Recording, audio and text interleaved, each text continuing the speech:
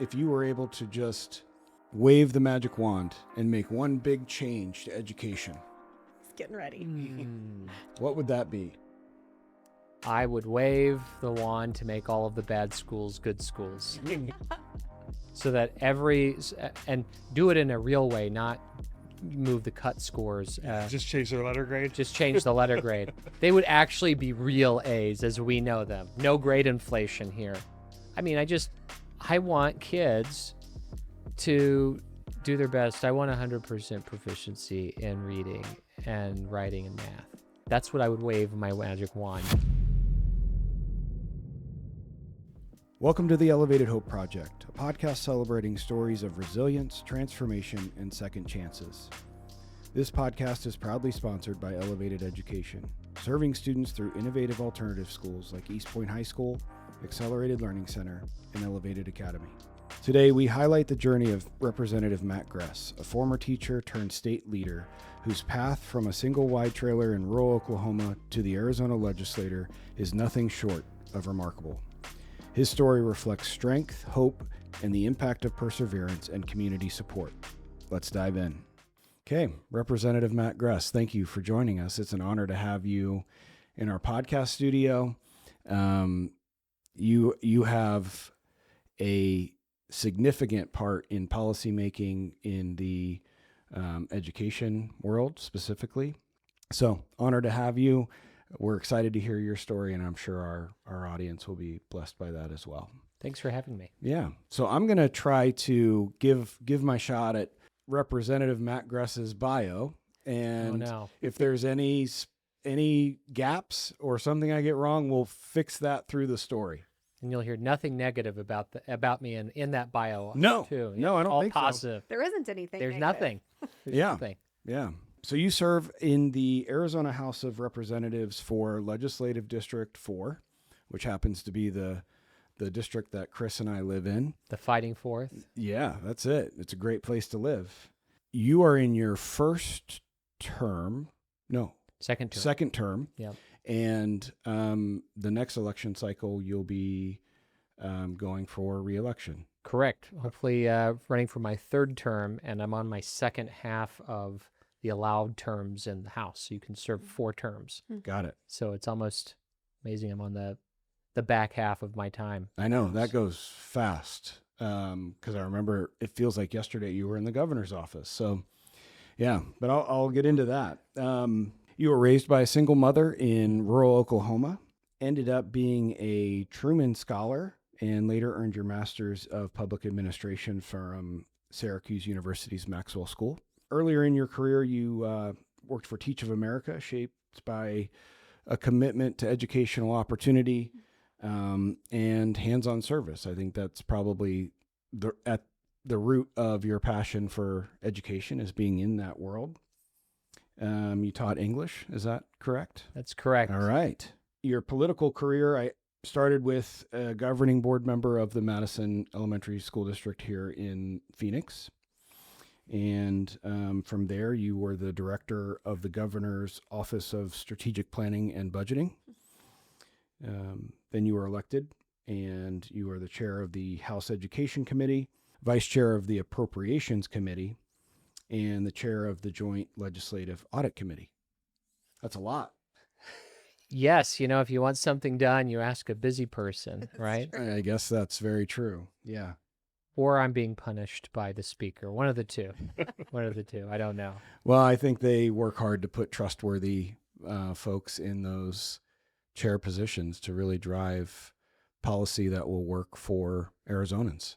You're absolutely right. And these are not easy committee assignments to fill, but I feel like my time in the governor's office, as the budget director, you're involved in every single thing. So maybe it's the fidget in me that I can just dive in, whether we're investigating waste, fraud, and abuse in school districts, or whether we're advancing, some pretty robust school safety legislation, or the budget itself. I like being busy and being involved, and so I've really enjoyed it. Yeah. Well, good. And thank you for your service to our great state here in Arizona. our first introduction to you was when you were in Governor Ducey's office. And, kind of before we dive into your life story and your incredible journey, I just want to take a moment to thank you for your support through these years with the work that we do. When we were coming out of COVID was the time that you were in the governor's office.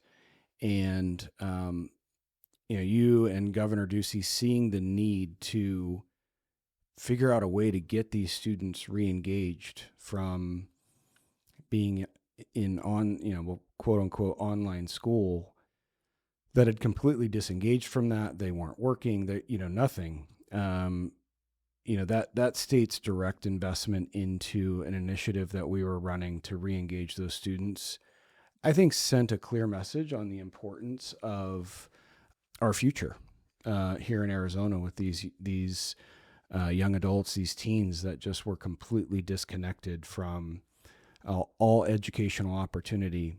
And it gave us a chance to find thousands of students across the state of Arizona, of which we got 75% of them back into school and graduated. So that was a tremendous initiative, and we're thankful for the opportunity to serve in that way.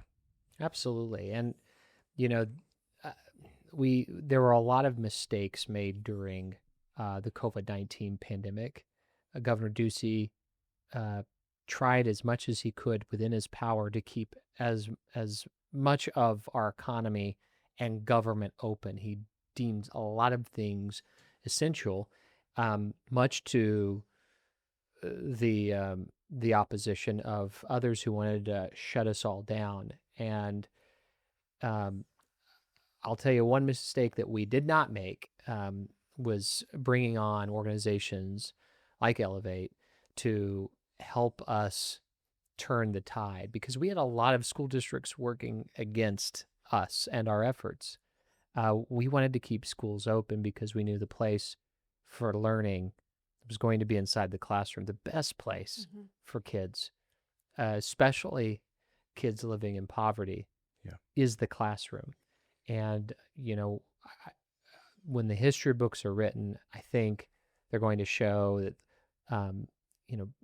school leaders put present before the future, and now we're paying the consequences for that. Yeah. We really, really did a disservice to our kids. And I hope that that's a lesson we've all learned at this point, is that kids have to come before adults. And certainly when we're engaging with the kids, it's just a different mindset. It's a different approach. And it can't just be, the heavy hand of government. There has to be something more personal, more individual. And I think, the programming that you brought forward was transformational in that way. Yeah, it's a tough thing. I mean, we're, and I say this often, we've got years ahead of us of continuing to unwind what happened during that time period. I mean, we're seeing it in proficiency and literacy and students coming into schools that are years behind. That has a long-term impact to our the students' future prospects and the future of the Arizona economy, and how they're going to be able to show up and contribute to their communities and to to democracy. Yeah. I mean, when you don't have individuals who are literate or numerate, they can't even start thinking about their civic responsibilities. I mean, the basics haven't been addressed yet. And that's why I think we are in a crisis as a country, in part because of how much we have failed students in this K-12 system. And here in Arizona, I mean, I've not found one person yet who says, I love Arizona's K-12 system. We're on the right path. They might like their own school, and there are good programs out there that are doing amazing work. But on the whole, we need a new direction. And the stakes are very high. Not only, addressing people who've been harmed by the COVID era shutdowns, and catching them up to the extent that we can. But we're talking about the long-term future and prospects for this state being economically competitive and being vibrant from a civic standpoint. Yeah, definitely. All right. We're getting ready to dive into your life story and your journey through life. One thing I try to remember to ask our guests before we start is, what's one thing that you're grateful for right now? Grateful for my husband, Daniel, and we're going to be having Thanksgiving this week, hosting 20 people Nice. at our house. And I'm also thankful that he's cooking the turkey. So That's what I was about to ask. Cooking a turkey is a serious chore. Especially for 20 people, because there's going to be a lot of opinions about how you cook that turkey. that's true. So and we're tag teaming with someone else who's going to make a smaller turkey because we could only find a 16-pound turkey. Yeah. And what is 2 pounds per person, whatever that might be, the formula. So there's going to be 2 turkeys, and then that's going to create other tension of like, Yeah. whose turkey is getting eaten more than the other turkey. Hopefully they both get defrosted and you Yes. get it. Yeah. And that's the first step. That's the It first- usually falls apart there. Is For us. one of them getting deep fried? One of them's no. Well, I've seen the videos, Yeah. just the massive fireball. Yeah. That probably would happen to us. So better not do that. Now one's getting smoked and then the other one's getting baked in the oven, I in the guess. oven, Yeah. yeah. Is that how they call that? Yeah. Sounds great. I can't wait. Yeah. Thanks for the invite. You're welcome. Yeah. Yeah. 21 people. That's right. That's right. 21 people. No, I'm grateful. And I think it just goes to the larger point is that I wouldn't be here and neither would any of you without the special people in our lives that have made it possible, whether it's your spouse or your parents or your next door neighbor, like Mrs. Lovelady in Surreal, Oklahoma, who was just an amazing woman. And I hung out at her house all the time, or teachers. I mean, you can think of your teachers, Mrs. Cochran, Mr. Kelsey, Mrs. McPherson. They're all coming to mind, and you're thinking through them, and they believed in you. They were an adult who paid attention to you, who cared about you at a young age. And, I was just at Madison Meadows talking to an 8th grade class about government. And I told them, I said, we're very interested in how and what your parents think because they're voters. Politicians want to know how voters, what's important to them, what do they like, what do they dislike. But I said, you probably won't know this, but your parents care a lot about what you think, what the kids think. And they were like, what? No, that doesn't happen. I said, they might not show it, but they care very much about what you think. And sometimes they make decisions, voting decisions based on your feedback and what you're seeing around the world around you. And that relationship, that intergenerational relationship that we've all experienced, I think has been amazing for me. And I have so much gratitude for the people along my way in life for paying attention to me. Yeah. It's been a lot. Yeah, I think a lot of people either don't realize or perhaps devalue the impact that one caring adult can have on a young person, and just how much that can shape them. I see that even in my own children, right? I can tell them something, but, dad tells them stuff all the time. And another adult that they know and that they trust says the same exact thing, and it's like so profound to them. And I'm like, well, wait a second, I just said that. But that just goes to show the power of community and the way that us that are regular interacting with students, how we can just speak life into them and their future and give them that vision of like, and that hope for their future. Absolutely. And it's a lesson to all of us right now, I think, in this day and age of, you have a lot of toxic messages, particularly on social media, and everybody's outraged on both sides. Mhm. And recently, I had someone say, share some concerns about what I did or didn't do, and I just said, I think we all need to just calm down. And if we can just lower the temperature ourselves, calm down, I think that will be beneficial for the next generation to see that not everything is a zero-sum game. Not everything is at the precipice of destruction. Let's just take the temperature down here a little bit. Not everything is existential. And let's talk through the problem that we might have. And we might not reach full agreement, but when you can't hear the other person because you're yelling over them, how is that going to help? Yeah. How's that going to help? And our actions and what we do and being a role model, whether you know it or not. I mean, kids are always watching. Even, I was listening to this one speaker, even little babies, if they've seen parents on the phone and the baby's just right there, doing what a baby does, but the baby's watching that parent on their cell phone, just scrolling or going to Instagram or checking email or whatever. Those are behaviors that these kids are picking up even earlier, of not being connected with one another. Yeah. It's frightening. Yeah. And how we kind of just have gone on autopilot with our phones. Yeah, that's for sure. That's a major problem. And then lecturing our kids to not be on their phones so Right. much when we're not modeling the behavior ourselves. So totally get that. Okay. Well, thanks for that. So you mentioned your lovely neighbor back in Oklahoma. Oh, yes. So let's start there in your story. So you were born and raised in rural Oklahoma.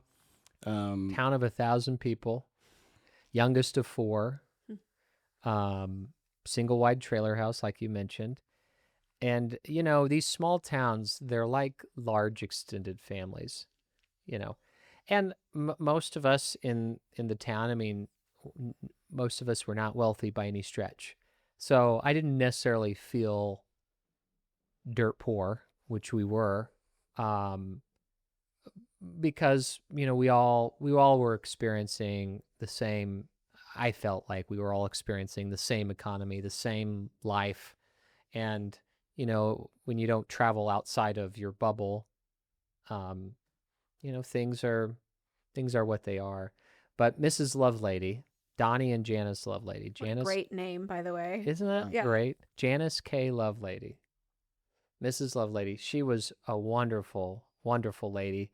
And she had all these flower beds, and she would sit out in the back on a swing, and I would go over, and she'd give me all these double bubble gum and Sam's Choice Coke, and it was just amazing just to sit there and talk to her about this and that, and she asked me questions and I asked her questions, and it was amazing. And I was, I don't know, 11 or 12 at the time.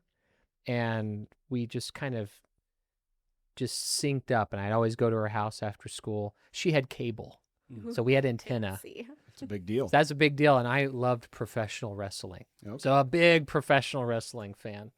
And I would go over and watch professional wrestling with her. She'd be watching in the other room, CNN's Larry King Live or something like that. But Yeah. But she was such a transformational impact. And I remember when I graduated high school, each graduate got 10 seats, and she was one of my 10. And she gave me this birthday card, or not this birthday, this graduation card, and it had all of these little sayings of like, remember the wrestling, remember the bubble gum, remember all of these things that we just had connections with. I had a newspaper route, and she helped me fold newspapers every Sunday morning, because you had to assemble the newspapers and get them out. And she had to like wake up at 3 a.m. And then she said, and in the center of all of these remembers, she was like, remember me.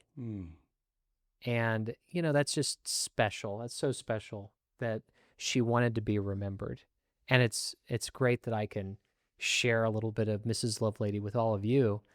And, she made a huge impact. And it kind of is, instructive and, informative for me to try to be that person to someone else if I can, paying it forward. Yeah. Wow, I love that story. It's so powerful. Double bubble. I understand the power of double bubble. I coach my son's baseball team, and I always have a pocket full of double bubble. And when they do something good, like good hit, good play in the infield, whatever, they get a piece of double bubble. And at the end of practice, when I am going to kind of debrief and then dismiss them, I give them all a piece of double bubble because they'll sit there and listen to me. These are 8-year-old boys, so they're squirrely, but double bubble locks them in every time. It does. I would go in every time I'd go over to her house, and I just grab a handful. Eventually, she was like, "Okay, I'm gonna have to start charging you. So each double bubble you pick, put down a quarter." And I think that was pretty expensive. She was teaching you some economics. She's teaching me some economics. Those are good margins. She was making out. So have you found yourself with that lesson learned of how she poured into you? Have you found yourself in a situation where you intentionally pour into someone else when maybe your gut says I'm too busy, but you think about her and think, no, I'm going to sit on this bench. I'm going to have this conversation. Yeah. And it's tough because it's tough in that I am really busy, and I wish I had more time to spend. I wish I were able to. I mean, at the time she was retired, so she could, sit with me, and she was always there after school. And I'm not at that stage in my life yet, but I remember my niece coming out to visit me, and I said, we're going to spend a full week and just travel all over the state. And we did some fun. I did a few work things here and there, but I wanted to make sure, she had a great time. We went to Sierra Vista, went to the border wall. I got her to ride with one of the sheriff's deputies, and they engaged in a high-speed pursuit. She was like, this is the best day ever. Yeah. It's those kinds of moments where, making that time and putting things, but obviously I would love to have more time to spend with my nieces and nephews. Well, that probably highly impacted her. I mean, really, Oh. for a long, long time, it'll impact her similarly to how Miss Lovelady impacted you. So that's pretty cool. Well, I make it a point of all my nieces and nephews to, because I don't have any kids yet, but to go to their graduations. I want to make sure I go to their high school graduations and their college graduations if they end up going to college. I think that's really important to be there. And so it's making that effort, and I think you're right. I think they'll see that. Well, especially trying to get away in May. Oh yeah. Towards the end of session, everything's coming to a vote and budgets are being negotiated, and it's tough. It's a commitment. But luckily, session hasn't interfered with my plans so far, but yeah, who knows? Give the legislature some time. They'll figure it out. Yeah, I'm sure they will. Yeah.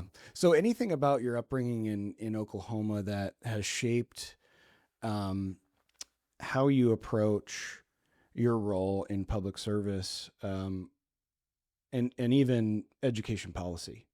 Nothing's impossible. That's kind of what I took away. I in a small town. Did any of you grow up in a small town? Yep. Okay. How big? About the same size, about 1,000 people. Okay. Small town? Small town. Okay. Yeah, probably a little bigger, but all right. My world was small. You're a city slicker. City slicker. Greenwood, Indiana. Keep an eye on her. Yeah. In these small towns, and this, you can do anything because there aren't enough people to do everything, if that makes sense. So, I was a custodian at the school. I had 2 newspaper routes. I worked at the convenience store as a clerk at one point. Um, I was a newspaper reporter for our town newspaper covering City Hall. I was the DJ at the basketball games. I was one of the performers for the Miss Pirate pageant. You had all of these little vignettes and dramas and that were in between when the contestants got up there. You can just basically, I gave public speeches. I was on the praise and worship band playing bass guitar. And if you just show interest and put yourself forward, people will let you do it. It's not like you need to wait your turn. I ran for the town board when I was 18. And I recruited the other people that we were running as well, and they were all in their 70s, and they said, you should run just in case one of us dies. So you're our alternate. I was like, okay, I will do that. Not? And, they got like 300 votes. I got 124 votes. 124 adults said this 18-year-old should be on the town board. Now, I would not vote for myself at that point. At this point, I would not vote for 18-year-old Matt Gress because there are, so many other experiences that I needed to have to get to this point, I think. But the long and the short is that I felt empowered to do whatever I wanted, to pursue whatever goals I wanted, regardless of the size of my mom's bank account, or that we lived in a 2-bedroom trailer house, or this or that. I felt like I could do whatever I wanted as long as I put my mind to it. And I had a lot of positive, encouraging adults around me saying, yes, you can do that. And that transcended, my life in college, going to college, being the first in my family to attend and graduate, going on being a teacher and kind of enduring the most difficult job I've ever had as being a teacher in a high need school, and just beyond. I've never thought, oh, I can't do that because of this or that. I was the youngest budget director in the country at the time, at 29. It was amazing, that people thought, can you do the job? Yes, we're hiring you, regardless of when was your birth date? I mean, they didn't really look at that, or they didn't look at what I really like about Arizona is it's not about your last name or where you came from. It's a forward-looking state. It's about where you can go and what your ambitions and your perseverance will take you. So, but it all started in that small town of Surreal, Oklahoma, that you could do whatever you wanted, and you could be whatever you wanted to be. Yeah. It sounds like, even up through now, there's been a lot of people that just have believed in you and believed in your abilities and saw the potential. And from what I'm hearing, that started with Mrs. Lovelady. And, so much of what we do, especially for our students, is all focused on mentorship. Every student gets a mentor, and we often talk about that positive adult relationship, and for many of our students, that's the only positive adult relationship they have. So I'm guessing for you, maybe with the exception of your mom, Mrs. Lovelady was that first mentor or positive adult relationship kind of outside of your family circle. And besides proximity and availability, what do you think, looking back at it, what do you think it is that drove her to do that? Was it just simply, just the type of person she was, or was it a genuine curiosity in you? What were those characteristics maybe she had that drove her to do that, and then the impact that had on you? I still have, I wrote an eighth grade paper in English class about someone who's important in your life. And the title of that eighth grade essay was A Firecracker of a Friend. And then I went in and talked about double bubble and all of those things. And um, Mrs. Lovelady was such an eccentric person. She was loud, and she, I think she once told us to get out of her yard when we were younger.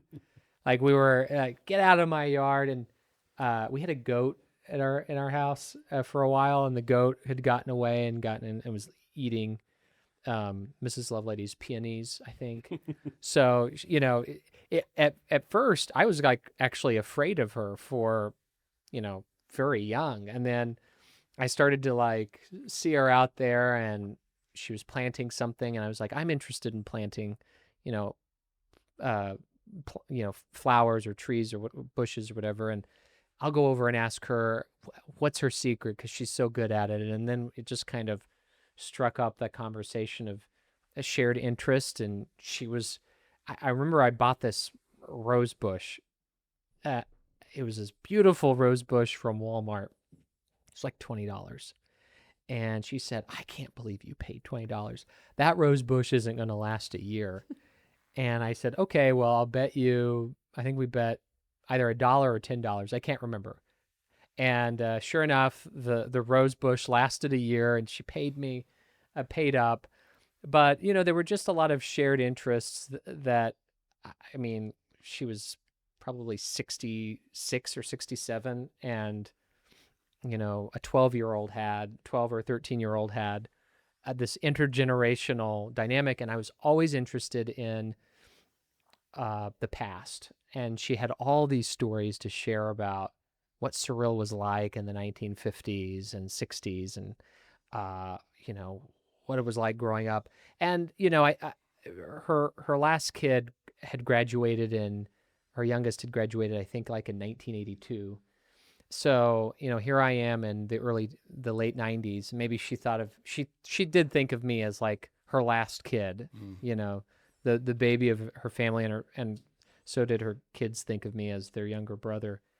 So I don't know. I think there were a lot of factors.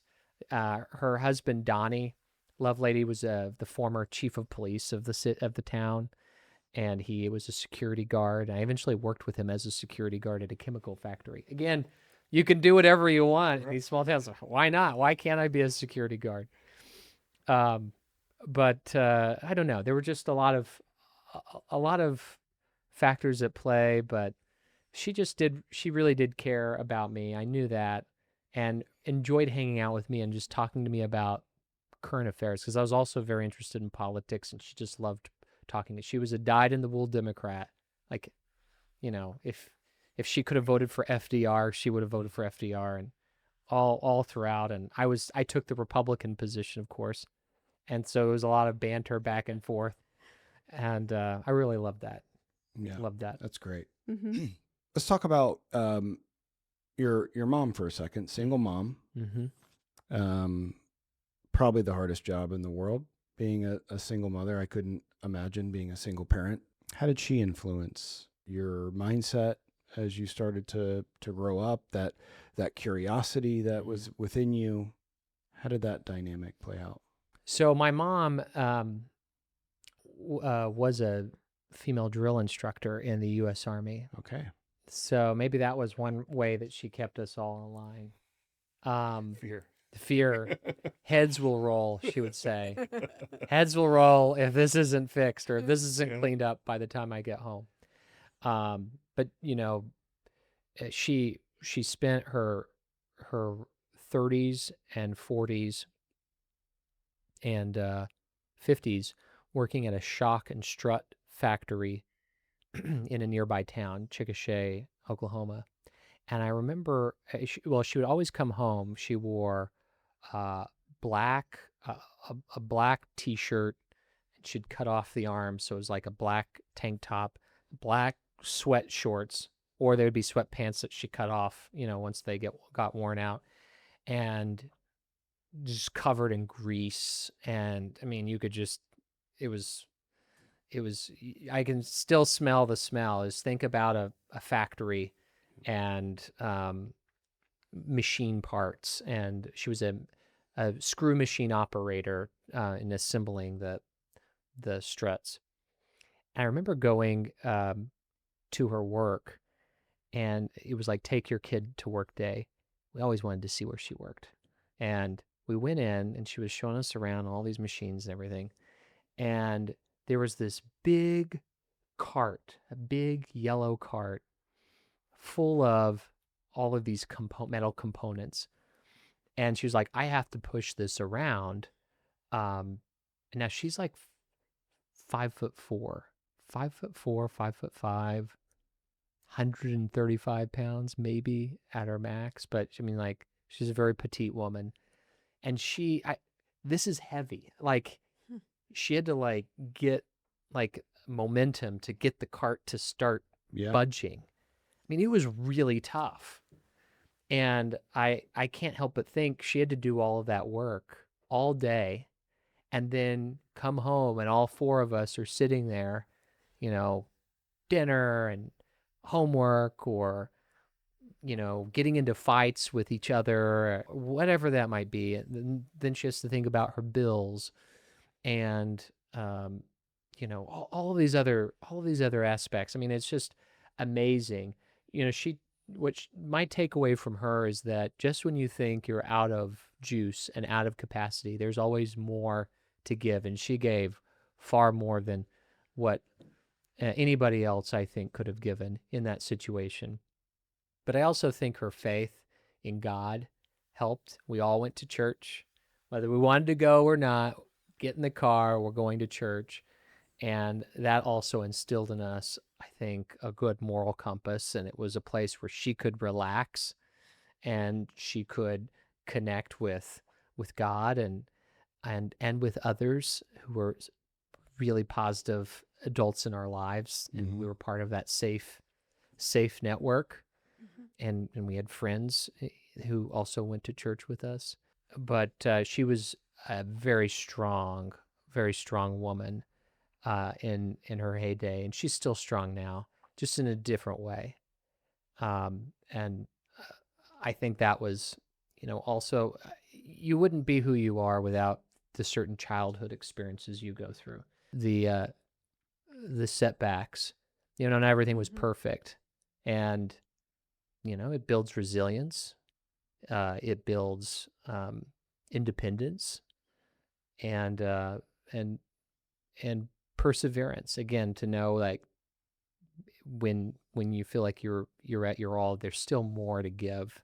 You just have to persevere through and make that commitment. Yeah, I think that's so powerful, and something I talk about often. Some people will, put those hard situations of childhood into this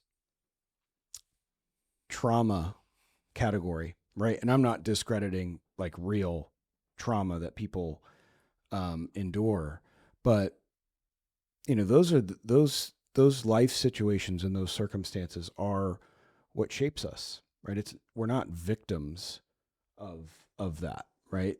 We have to see the good in the having to have multiple jobs when you're a teenager, or mom having to display the hustle and the grind to just survive. It would be easy to take those things and take those on as an identity and a victim, or you can use it for good to fuel your potential as you continue to grow up and go to college and accomplish and let it shape ambition, which is the positive side of it.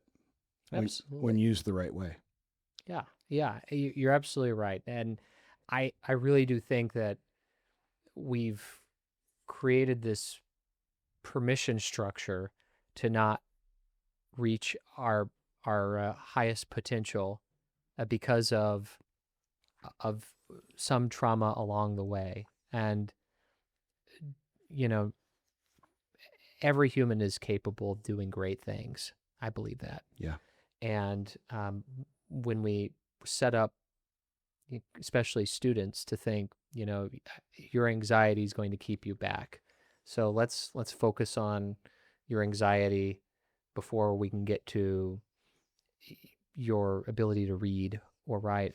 And I think that we've gone too far to like creating these other excuses, these other pathways that distract from a kid's ability to learn and thrive and succeed.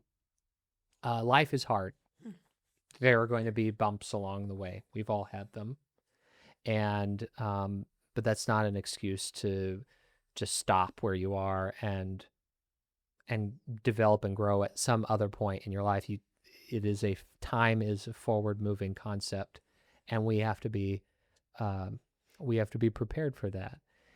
And she had a no excuses policy. Now, my siblings and I, we all had various different pathways, but we all moved forward, and we didn't make excuses and we had plenty.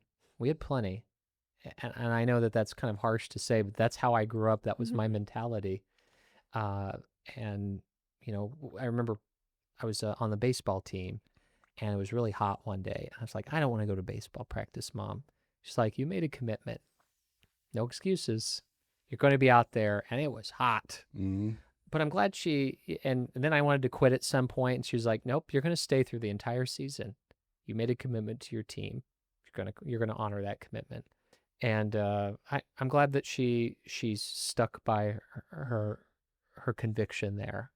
And commitment is a fundamental lesson that kids need to learn in this. Otherwise, you're just going to be bouncing around and potentially listless, like a lot of kids are these days. Especially with all the distractions that there are. Oh, absolutely. Countless. Yeah.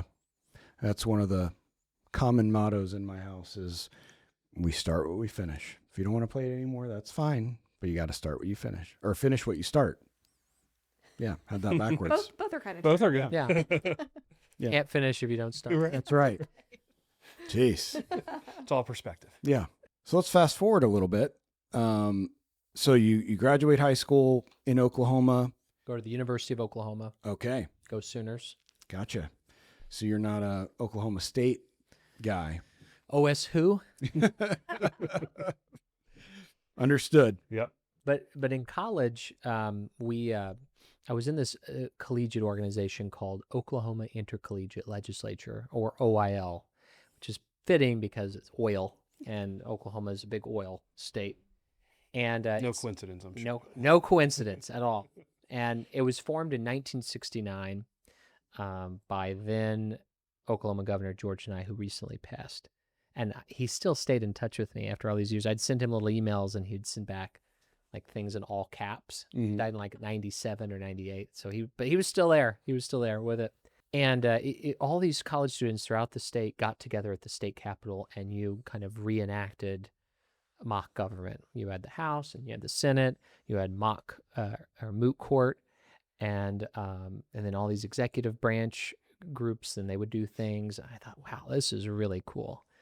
To not only get to interact with people who are just highly energetic and motivated and civic minded, but then they had all of these bills, and you got to debate the bills and form an argument and make your point and use rhetoric. I mean, it was a lot of fun. And I eventually worked my way up to being governor of OIL. And but I learned a lot of lessons that I learned in OIL, I have brought with me to the Arizona legislature in terms of the relationships, the importance of relationships. It's the cartilage of a legislative institution, and how, your enemy on one bill could be your friend on another bill. So don't burn them. Don't burn the bridge. You'll find areas where you agree on, but don't make it personal. Take the issues seriously, but not take yourself too seriously. Yeah. That was and I learned a lot of lessons in leadership there, and what you can and can't do, and getting a sense of the audience, what their comfort levels are. And we ultimately, the organization was at risk of being closed down because it became a big drinking fest. All these college kids across the state get together at a hotel. We're all staying, and then we go back and forth to the Capitol every day. Of course, all these kids are just going to drink. And a lot of the student affairs vice presidents said, no more. We're not allowing kids. Someone's going to get hurt and someone's going to go to the hospital. And I think one person did with alcohol poisoning. So I reached out to alumni, adults, and they, well, I was an adult at the time too, but, professionals who were later along in their career. We all got together. We put together a foundation to lean into the alumni and allow for shared governance of the students who change over every year. And, these alumni who are going to be there, who have a vested interest in the organization continuing to exist. And then changing up, what kids are doing after we're done at the state capitol, providing opportunities to go to restaurants or, go to laser tag or whatever it is. We came up with different options that they could pay for, and then we were able to get discounted. And it saved the organization. It's still alive today and well. And, it's, but a lot of lessons there that I learned in terms of navigating, the internal politics of an organization and external factors and stakeholders that also either can be on your side, like in the terms of the foundation, or be against you in terms of probably these, student affairs vice presidents. Yeah. Wow. What an extremely unique opportunity that was. All while I was in college. Yeah, right. You still weren't really expected to be an adult, but you were practicing all the adult things that you needed to learn. If I could go back in time, I'd go to college. I'd go back to my college years. I loved college. It was a lot of fun. Again, Did too. Yeah. the expectations for you, it's like, this is your time to kind of be free and explore and what you want to do with your life. That sounds real nice right now. Going to college? Yeah. I'll go back too. My meal plans. Yeah. Yeah. So after you graduated from Oklahoma, did you go straight to Syracuse for your graduate degree, or did you go into the workforce and pursue your master's later? I went to Teach for America, Okay. and then taught 10th and 11th grade English in Tulsa, Oklahoma for 2 years. And I actually lived with my parents at the time. I made $30,000 a year. And I was able to get a stipend for like $600 for being a student council advisor, which was nice. And I had a soft spot for student council. I was a student council president when I was in high school. But I did that, and it was a whirlwind. I actually did my summer training. They do a summer institute. It's like this intense boot camp for 6 weeks here in Arizona. We stayed at the Barrett Honors College campus, and we would go and teach. I taught in Agua Fria summer school, and you had to just work. And it was intense, like long days, preparing your lesson plans, going over and getting rigorous feedback from all of these teaching coaches, and then you're learning. My degree is in political science and history. I didn't go through the College of Education. So there were a lot of, if I can say this word, pedagogical components that I wasn't even aware of. I mean, having a behavior management system. Like I knew, Mrs. Tarpley would say, quiet down, or I'm just going to send you to the office. But it's far more complex than that. You need systems in place. How do you position kids? How do you greet kids? Exit tickets, all these other aspects of education. But one thing I took away from my own experience, I had a teacher, Mrs. Cochran. She would tell a joke at the beginning of every class. I thought it was just so funny. A lot of the jokes were just corny. Yeah. But we would laugh, just like, I would love that. But we secretly loved it. And so that was what my trademark. Even in Agua Fria, I would start off with a joke and did that throughout my my tenure. But anyway, it was very intense. I did that, came back and started at in the classroom by myself. And I was 3 weeks into my teaching, and I wanted to quit. I was like, this is horrible. And I even had my resignation letter. I typed up my resignation letter. I was like, I can't do this. I am a terrible teacher. And I had always been straight A student, everything. And I just felt like a big failure. And the day I was going to, I told my principal, Dr. Wallace, I said, Dr. Wallace, could I talk to you after school? And I think he knew I was just, you can see it on a teacher's face when you know. Yeah. Usually as a leader, when someone says that, you're like, uh-oh. Yeah, like, uh-oh. So the day that I was going to talk to him and say I'm done, it was 11th grade American Lit, and I took the book, or we were going to read a story from the book. I just moved up my desk, or moved up a kid's desk, sat in it, and, looking at everybody around. I like slammed my book down, turned to page 235, read. And then, we started kind of walking through it and talking about it, asking questions and all of that. And my Teach for America coach was there watching, and he had seen me teach a couple of other times over the last 3 weeks. And at the end, he was like, I just want you to know that's the best teaching I've ever seen from you. I was like, all I did was slam down the book and tell people to read and ask them questions about it. It's like perfect. Because, at the time I had like a stopwatch. I had to make sure all the time was allotted for. I was just really stressed out because, you were taught you can't waste any minute of learning.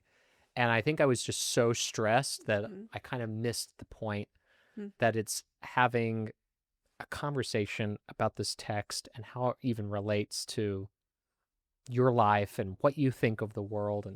And there wasn't any worksheet that I had to put together. There wasn't any ticket out the door at that point. It was just good old fashioned, let's read and talk about what this means to you. And at that point I was like, okay, I just need to make it to fall break. If I could just make it to fall break. Okay, now if I could just make it to Thanksgiving, if I could make it to, Christmas break. And then on the backside, in the second semester, I was like, okay, I think I can do this. And I also thought the breaks are more about the adults than it's about for the kids if you're like really stressed and working hard. But it was talk about commitment. I mean, I was like, I gotta keep going. I gotta keep doing it. And of course, the second year got so much easier than the first year, and just building relationships with the kids. Yeah, made a huge difference. They don't care how much you know until they know how much you care. right. I have to ask a question. Yeah. And sorry if I'm interrupting the flow of the story here, but you were in student government in high school. You studied political science in college. You were in oil. At 18, you got elected onto the town council. I didn't get elected. Just got 124 votes. Just 124 Well, you ran. I ran. Sorry. Where's the jump to English teaching? How did that happen? So when you're applying for Teach for America, you give you preference what you want. So I was like, oh, of course, social studies. I'd love to do social studies or history. Okay, I can make the connection there. Yeah, and I got my certification in that. I'm certified in Arizona to be a history economics teacher. Okay. Plus English. We might need you. Okay, well, there's a shortage. I heard. And but I actually did. You have to do a mock lesson, so I did it on the 3 branches of government and the checks and balances, and I had everything just so perfect, for adults who were listening to me, and that turned out really well. People care about the U.S. Senate and equal representation at that point. But no, they put me at English, probably because political science and history, heavy reading and writing, and I could do pretty well on that. Okay. But I really loved it. I loved my English teacher, and it allowed me to pick out texts that are really important to our political system. Thomas Paine and Common Sense, or the Federalist Papers, or The Jungle by Upton Sinclair. I mean, all of these really great pieces of work that had a huge impact on American culture. So you were secretly teaching social studies. Yeah, basically. Yeah, absolutely. That's the beauty of it. I know, I love Meet it. the standards, and That's right. it's good. I mean, did you know going through college that you'd be you'd want to pursue teaching, or was it you got done and you're kind of Well, I graduated in 2010, so it was at the height of the recession. yeah. And I had the Truman Scholarship. I had won this Truman Scholarship in 2009. And as part of the Truman Scholarship program, you have to put forward a public policy that you wanted. And then you had to basically, and I think this is good for people to do when they're in high school and college, and maybe even now, I guess, is you kind of have to lay out what you want your life to look like, and what college do you want to go to? What grad school do you want to go to? What job do you want to pursue? And, at that time, I was like, I would like to run for the Oklahoma legislature. This was in 2009. And I'd actually been an intern or a fellow at the Oklahoma House of Representatives in college for the Oklahoma House Education Committee. So I said, I'd like to run for the Oklahoma legislature and put forward a bill that would allow for the administrative consolidation of rural schools so that we don't have to shut down the school buildings because they're hugely important to our rural communities. But suppose you have one superintendent for 3 school districts. Do you need one superintendent for one district with 200 kids? I don't think so. No. Your transportation. Can you consolidate your fleet, or can you athletic equipment? Maybe we could have, wrestling in Surreal if, we were able to kind of consolidate resources to hire a wrestling coach for 3 places, something like that. So I was very much interested in, the education side of the ledger, and I'm very passionate about it. And my teachers kind of suggested I could go in and do it. And I wanted to impact education policy. And I thought, what better way to do that than being on the ground level of where policy implementation occurs? And that's, a formal way of saying it, but the street level action is the most important. I can sit at my desk and press a red or green button all the time. But how you actually implement it, that's the blind spot of the legislature, by the way, is that they come up with all these ideas and they have no way to ensure it's successful implementation. So then it's a feel-good thing that you've done, but have you made a difference? And being in the classroom was really eye-opening for me to understand, okay, things aren't as what they seem from, the viewpoint of the state capitol. Really important context that you absorbed for your current reality. Well, he almost wrote a script, budgetary acumen in the consolidation of the rural school admin, being a legislator, being a teacher. You tied it all very nicely together with what you proposed. Well, thank you. It has been really a focal point is to me a phenomenal education for every kid every day without exception. Like that is kind of how I view the world when I'm looking at public policy. And it all stemmed from great teachers I had growing up, of working on education issues in college, teaching, and, at Syracuse, I had, a background with public administration with an emphasis in state and local finance. And, I had a little bit of education, some education policy, but it was largely tax and fiscal policy that I homed in on. Because I felt like I had a lot of knowledge that I had gained from my educational experience.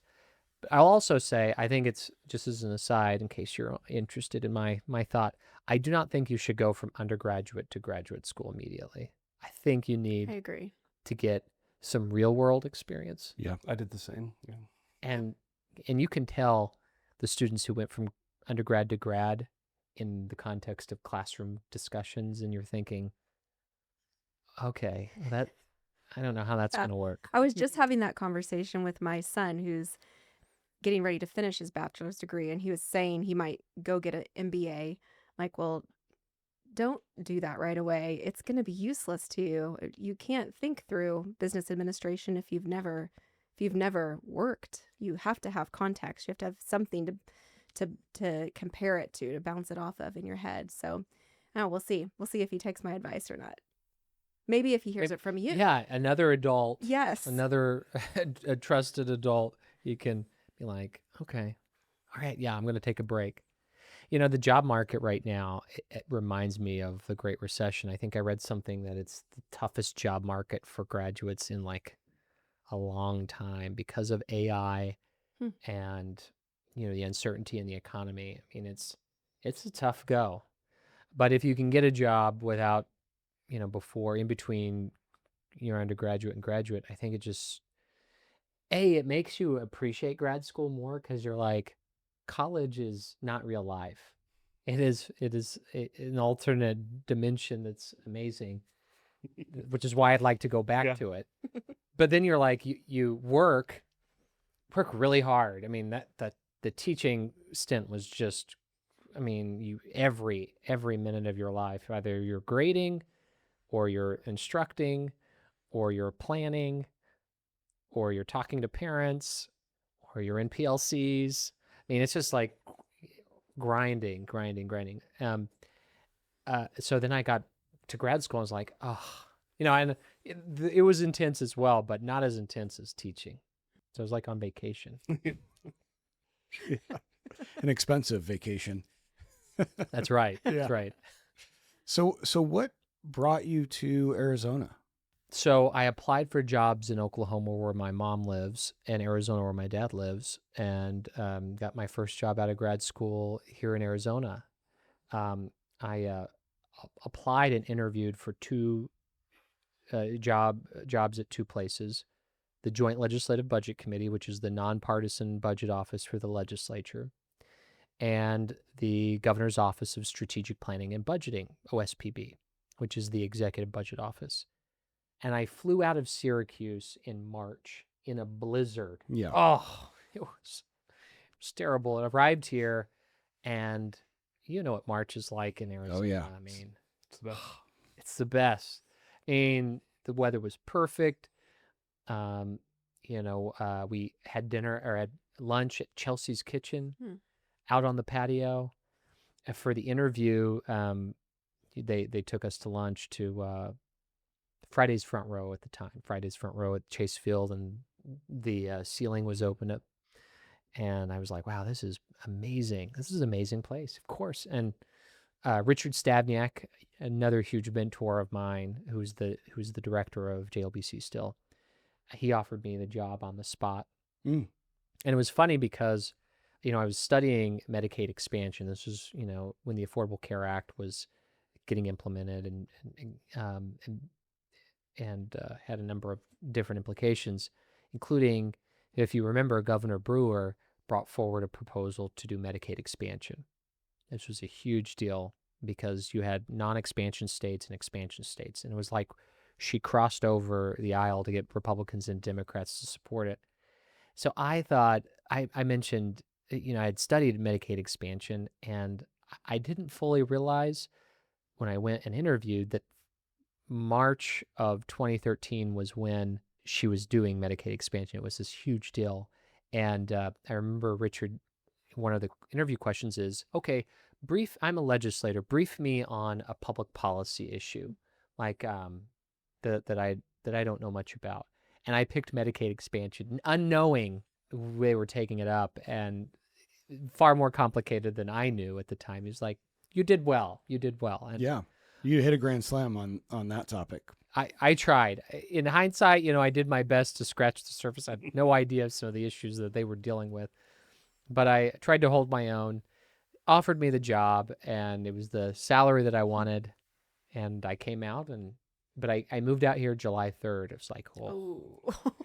And I'd had a sense of what it was going to be like from when I did my Teach for America training, but nothing prepares you quite like. No. Much different feel than March. Yeah. But I worked there, and I loved working. I learned so much about the budget. That's the most important document that you could know about is your financial outlook. And I had Department of Health Services, Attorney General, Higher Ed, some part of K-12 IT. They had this big IT project that took many years to get done and was kind of not good at the end. A little subpar. But anyway, loved that, and then after the legislature, I went to work at the Corporation Commission as a policy advisor for Andy Tobin, who was previously the Speaker of the House, where I had met him in my JLBC role and knew nothing about utility policy. Again, it's kind of that nothing is impossible. Yeah. Just because usually policy advisors are attorneys. I'm not an attorney. Just put yourself forward, right? Put yourself forward and work your butt off. Yep. Mm-hmm. And that was tough. I mean, Commissioner Tobin, Andy Tobin, his mind went like a million miles a minute, and you're the staffer for him. And like, okay, my job is to make sure what his ideas look like come to pass. And so there was just a lot of velocity with his office, and again, learned a whole lot of. There was one lesson he had. It was a 5-member panel. The Corporation Commission is, and so if you have a 3-2 vote, any one of the 3 are the swing votes. And I said, "You seem to be the swing vote, Andy. The power is all in your hands. You have so much influence and power at the commission." He said, "You're the swing vote until you're not." And I thought that was it's a pretty good lesson. Don't overplay your hand. Yeah. Just know that this is context specific, and sometimes you're going to be in the majority, and sometimes you're not. Good lesson. Good lesson. Yeah. So after your time at the Corporation Commission, you made your way back into the budget office, right? Correct. Under Governor Doug Ducey. Correct. Where you were leading that organization as the director, right? That's right. So I remember the 2 budget offices I applied for. I got hired at one to work on staff, and I got hired as the other to lead it.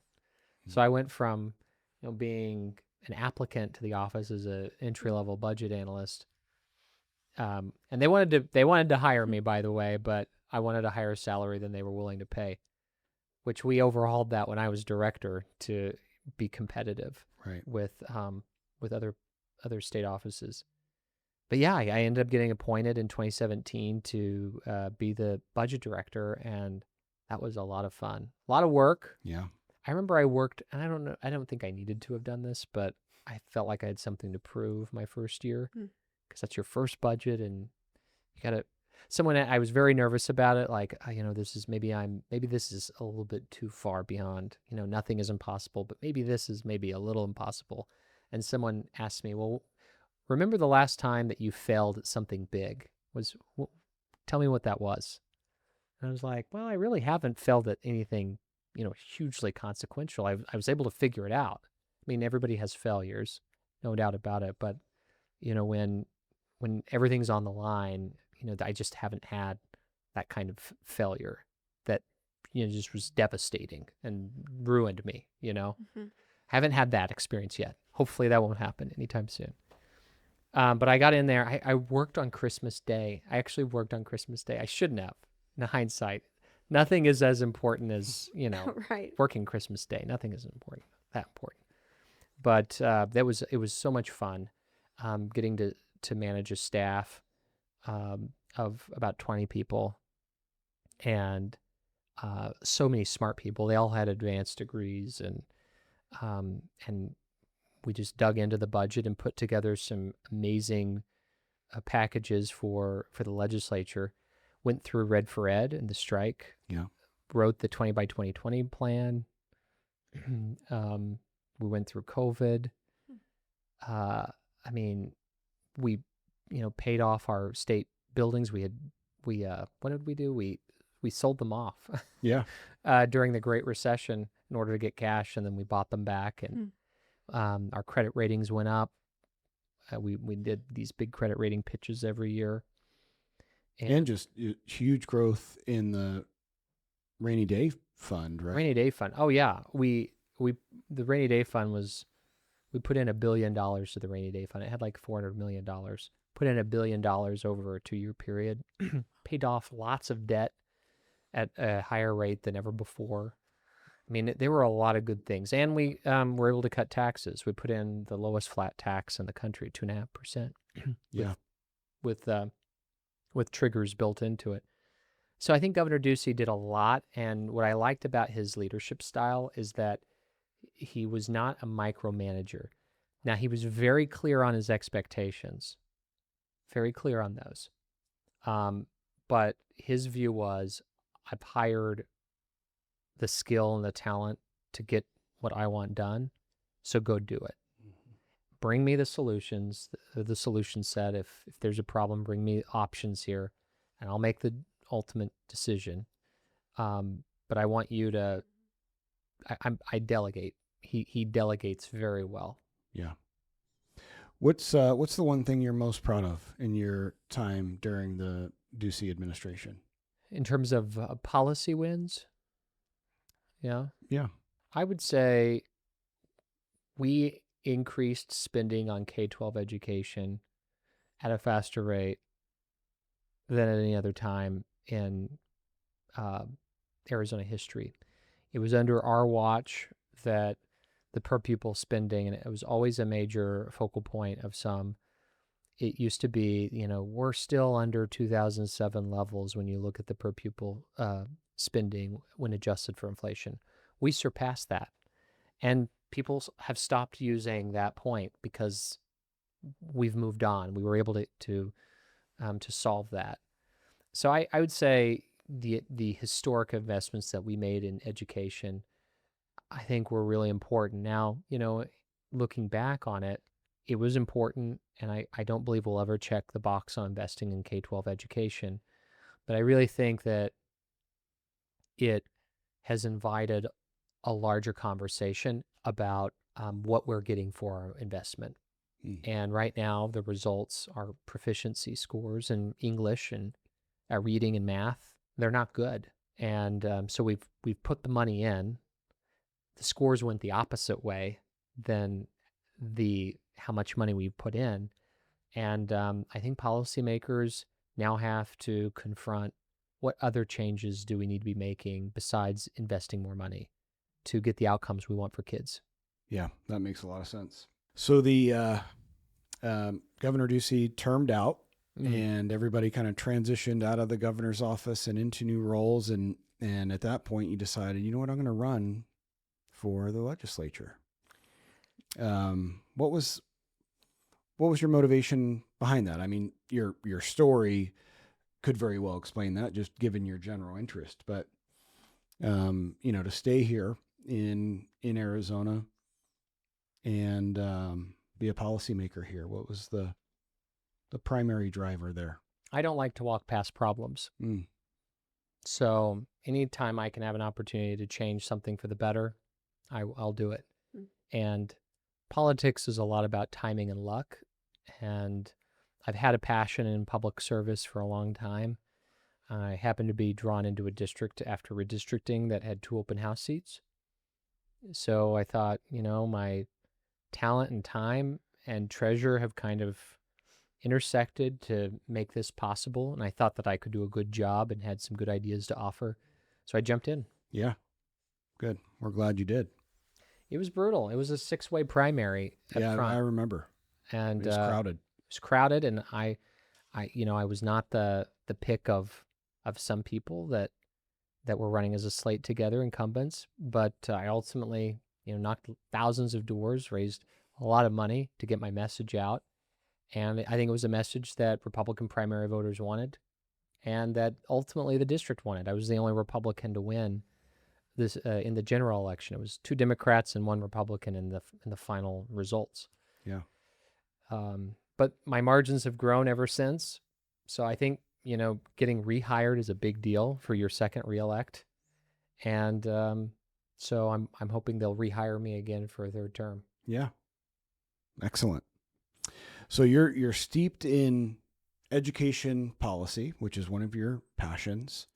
As you know, we're kind of very missionally focused on students who don't really fit the traditional mold. A lot of them may have dropped out of school or have just these insurmountable life circumstances that they deal with.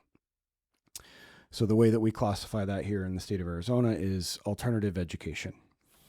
From your view, what do you see the future of alternative education and the impact and need for dropout recovery programs like we offer?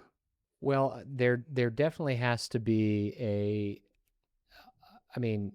putting people in front of, a credit recovery program, sit in front of a screen and,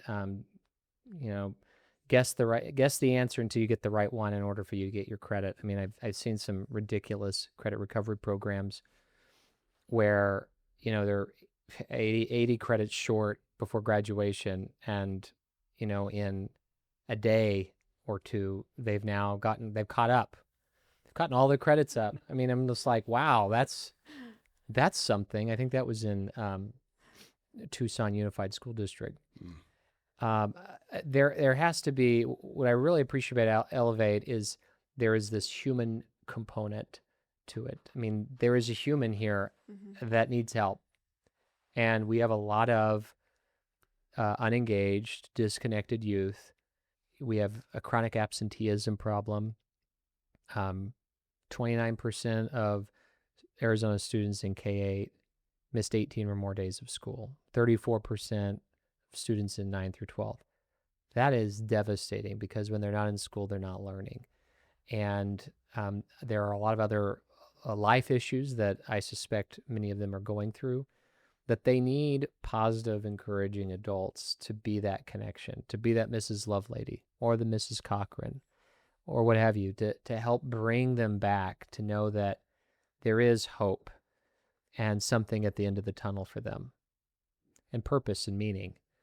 And I think that has to be a component of the alternative schooling model. Yeah. Is that human component to reach out to them and develop meaningful relationships that, I mean, quite frankly, aren't unusual. I mean, kids need relationships at school. They build relationships with their teachers.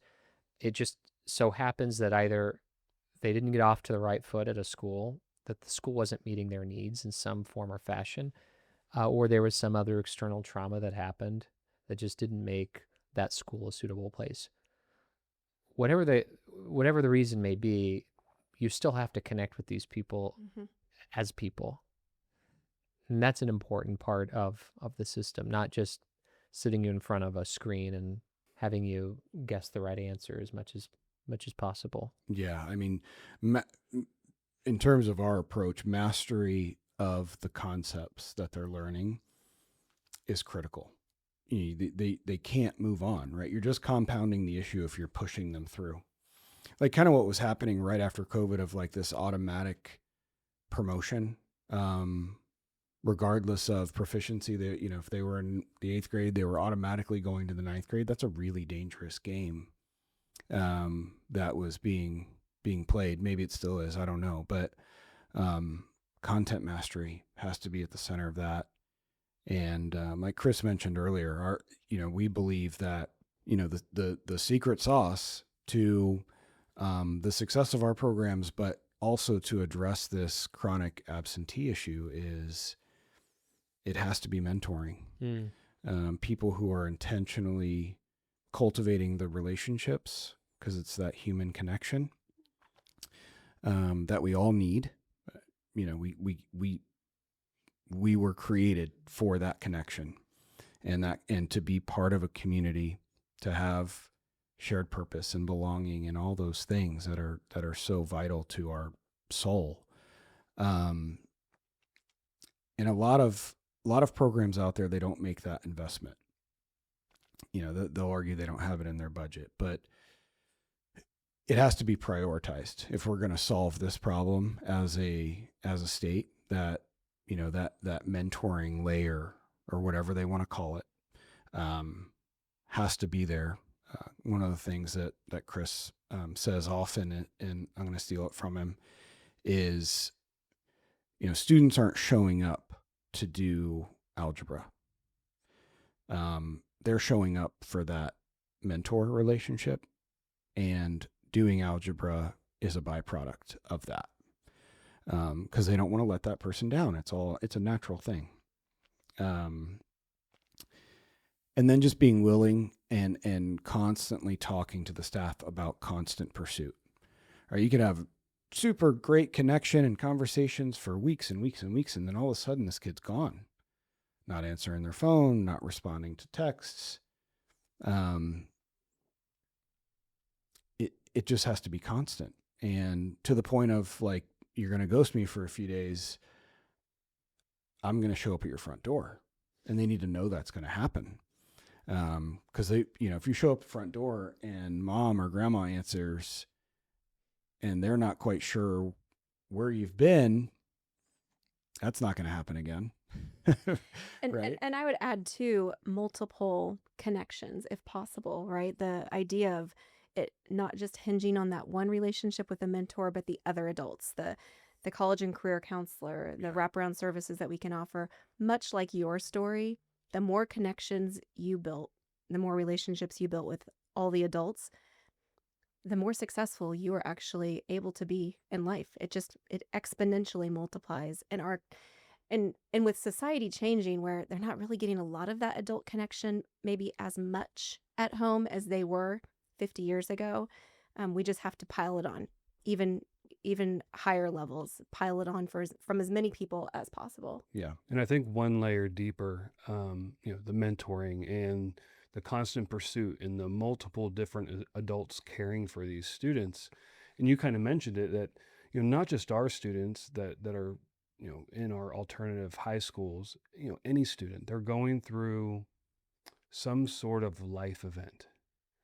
And any of us, whenever we're going through some life event, whether, it's they're caring for their older grandmother or their own child, or they have to work, or this, when things get tough, and we all do it, you shed what you're least connected to, and you move away from that. And a lot of times it's school.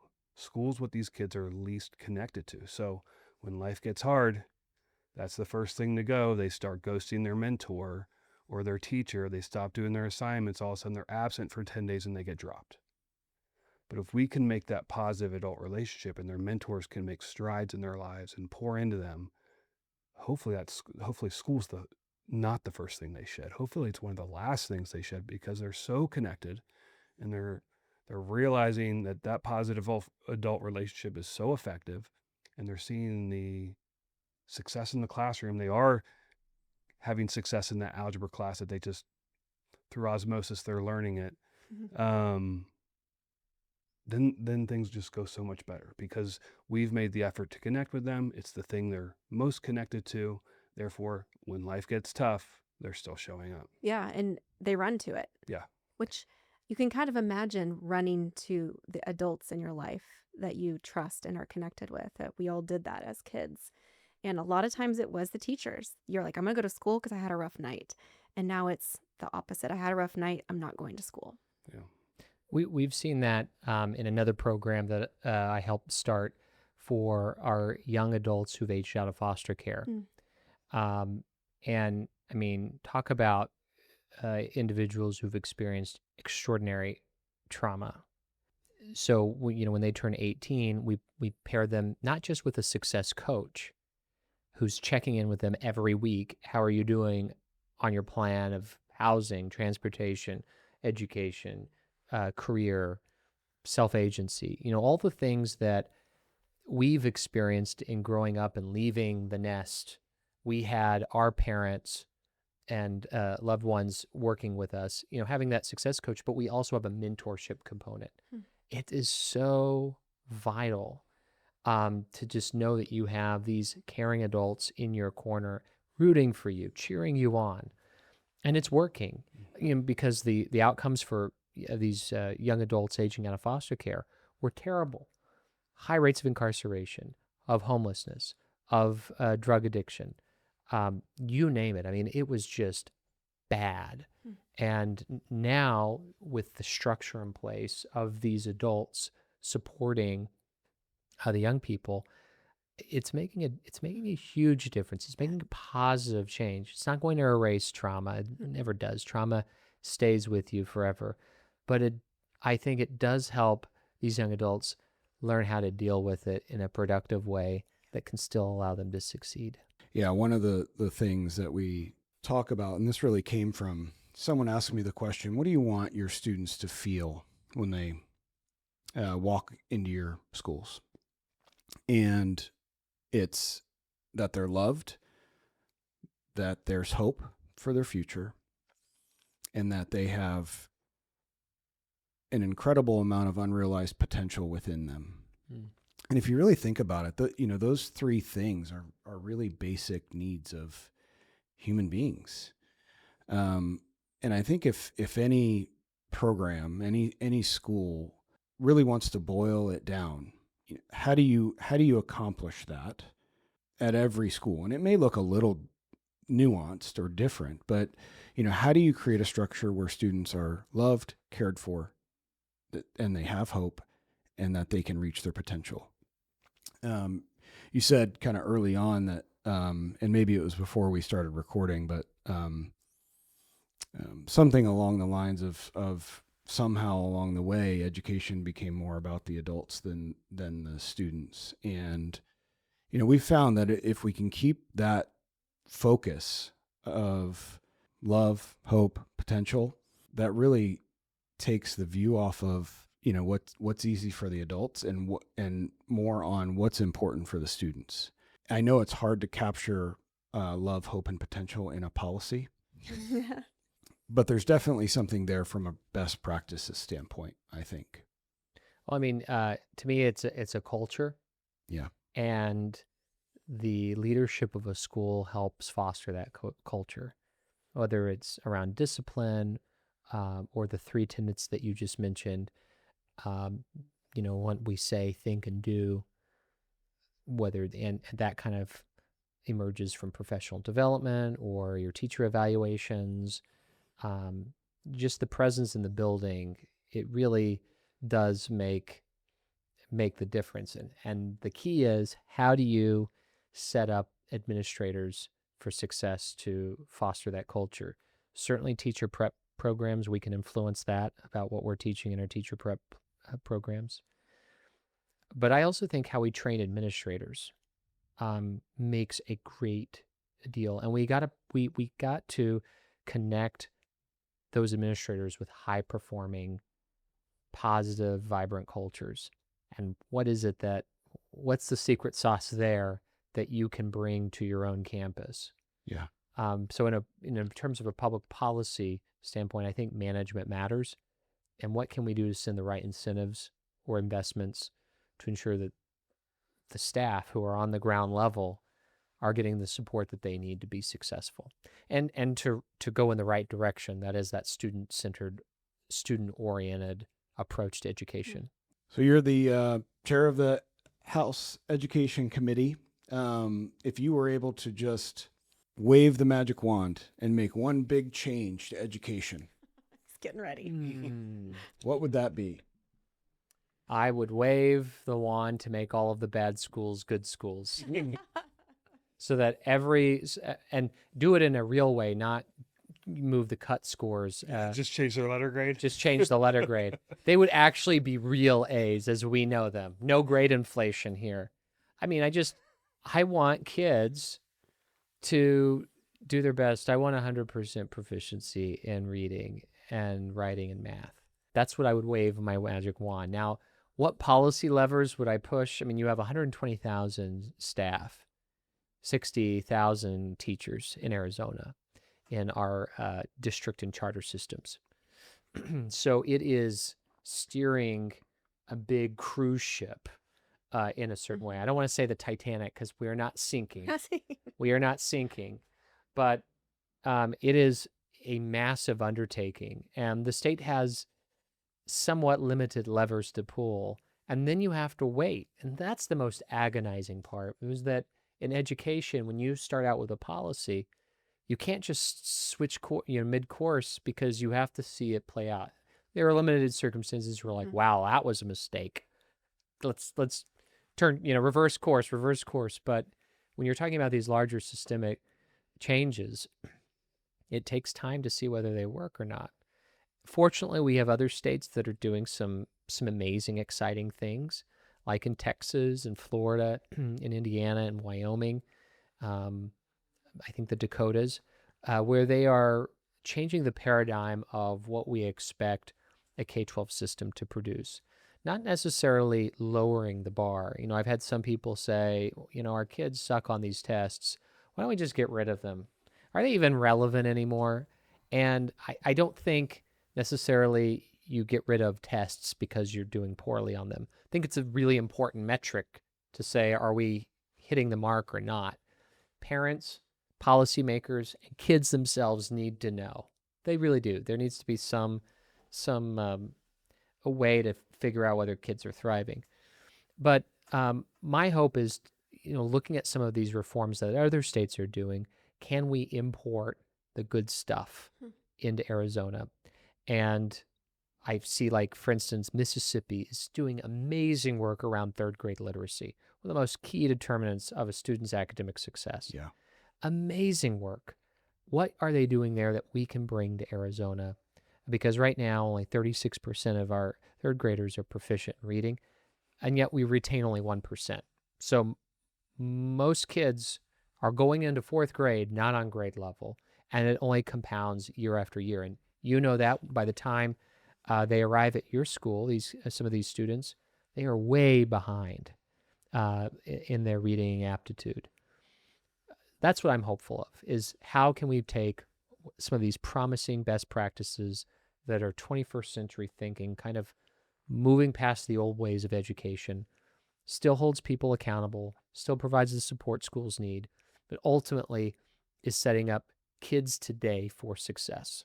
So with those innovative ways of doing that and really pushing kids forward, are we measuring? That you kind of mentioned that measuring stick of, and we were kind of joked about the A through F rating that's out there. Are we measuring those things appropriately? And what should we or could we change that we're measuring appropriately so it could really tell the right story, but between, are we reaching proficiency? Are we doing the right things for kids? But are we also holding our schools accountable? Well, the answer to that right now, no. Our accountability system is terrible. We made some changes after COVID. I don't know why. Maybe it's because a lot of the schools became D's and F's. Now I don't even know if we have an F school in the state. So there was a magic wand. There was a magic wand, I guess. And yet Somebody had it. And yet those A, B, and C schools, they have kids, they have proficiency rates in the single digits. Now, how is that how is that a B, C school? How is that not an F school? There are some major problems right now. And, it's hard for me to say, okay, let's, go on the edges of this accountability system. We're not measuring and honoring proficiency. Growth is important. I get that. But when you go from a growth rate of 8%, a proficiency rate of 8% to 16%, it's really big growth. Congratulations. But the 84% of your students, Yep. They're not proficient at all. Why should we be celebrating you with our accountability system? To me, it suggests that state intervention is warranted, and we need to get you resources, whether it's changing the management or what have you. We got to do something. The state just cannot allow these schools to continue failing. If you had a charter that performed like that, they'd get their charter pulled. And we did see a charter get pulled, unfortunately, for a variety of reasons. But we can't have low-performing institutions continuing to operate in Arizona without any intervention, and then having their performance masked over by a ridiculous accountability system that holds nobody accountable. Everybody's a winner. That's the mentality that makes a society weak, when everybody's a winner. No one's a loser. Apparently, no one loses in any of our Participation trophies. Yeah. So that's a big problem, and my plan is to have a legislative appointed commission to study and come forward with some changes in terms of our accountability system, but not just having an accountability to beat someone over the head with an F rating or a D rating, but also having interventions that are funded, that are paired to get these schools back on the right track. And we're going to be doing a number of other things, but I'm really worried about how the Board of Education has handled our accountability system right now. I just think that the kids deserve so much better.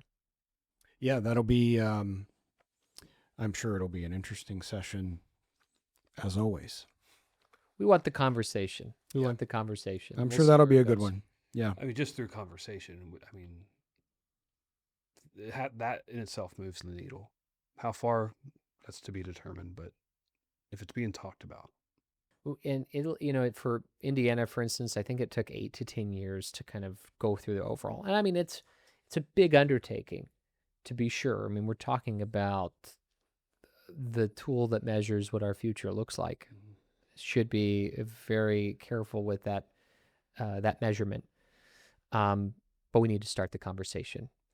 And I hope that we can get the legislative commission enacted so that we can bring in experts from states and from schools there in Arizona that have been very successful and figure out what they're doing and how can we have that reflected in our measurement tool. Because what gets measured gets done. And I just don't think we're measuring the appropriate things right now. And as a result, we're sending incentives to schools that are contrary to the goals of the state. Yeah, that doesn't make a whole lot of sense. Yeah. Okay. You got your work cut out for you. Just a little bit. Yeah. Just a little bit. But I know you love getting in there and getting your hands dirty to figure it out, to drive improvement for the Arizonans that you represent. So it's much appreciated. Yeah. Well, Representative Gress, I know your time is valuable. But hearing your story is inspirational, and the grit and the resilience that you've demonstrated through, your early life, all the way up to this point of, putting in the work and finding those opportunities. I love kind of the illustration of your talent, time, and treasure kind of all meeting at that one point of the perfect timing to take advantage of what's already been an incredible career. So for our students listening, that's what I hope they take away from this, that it's showing up, putting in the work, looking for those open doors to walk through, and building those essential relationships through your life that can help build you up. So we're thankful for you. We're thankful to have you down at the Capitol, fighting the good fight each and every day, and appreciate your service and your time. Well, come by and see us. We'll be there January through ?